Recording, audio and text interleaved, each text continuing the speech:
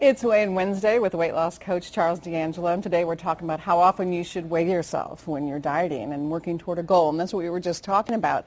How often do you get on, okay, let's say, you weighed 364. Did you ever get on the scale? I would refuse it. Yeah. I would never want to come to the realization of how big I was, and many of my clients that come to see me come with the idea that they're about 25 pounds lighter than they really are. Yikes. Well, that's which a when they shock. get on the scale, they're saying, well, wow, well, it is later in the day. Well, later in the day doesn't mean 25 pounds. I hate to say that.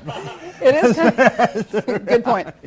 But it is a little bit of a psychological thing, isn't it, the scale? Because sometimes I think you can get on, you can be so motivated, or you can get on and end up sabotaging yourself because you feel so, like, oh my gosh, I thought I lost more. I only lost 2. I thought I lost 5. Oh, well, what the heck, When you tie your success to the scale, it is very, very, very damaging to many. Why? Because there's so many fluctuations from day to day.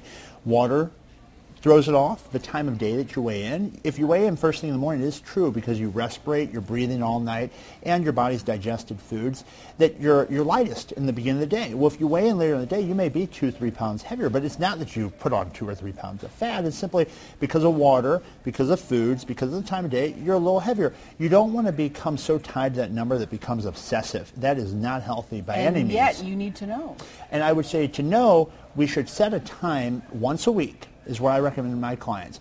The same time every week and the same scale. Because you and I both know, Christine, the scale, it varies. Your doctor's scale is probably a lot different than the home scale that you're using in the bathroom. So you want to find a consistent measure that you use. Don't weigh too frequently because it's going to change from the moment that you do it in the morning to the moment you do it in the afternoon. I would say same time of every day, same time of day each week, and the same day each week. Now, your program, it's once every 2 weeks. Not every week. No, but I'm talking about a person that's at home. Oh. Someone that's at home, if they're trying to monitor their weight on their own, I would say doing it week to week is a really good way of doing it. And when I get a person to maintenance where they're weighing in on their own at home, then I recommend they keep themselves on track by seeing where it is every week. That way they can better determine what do they want to do with their exercise the following week and what do they want to do with their foods the following week. Okay, because it can shock you if you haven't been on the scale in a while. I mean, you can use your clothes to be, a good barometer of where you are, but sometimes even that, I guess if you maybe wear the same thing and you've stretched it out, you don't know. Well, it's important to have different measures. You need to see the measures. hard numbers, right? Yes, and another, it brings it in aside from the scale, but also going to the doctor initially, getting weighed. Always recruit the help of your MD. They're there to help. Get blood work ran, so you see what all your starting levels are there. What's your cholesterol? How's your blood sugar? How is your blood pressure? So you have those measures too. You don't want to tie yourself to just one measure of that number because sometimes people's progress isn't linear. In other words, they may have a period of a month or two where they're dropping.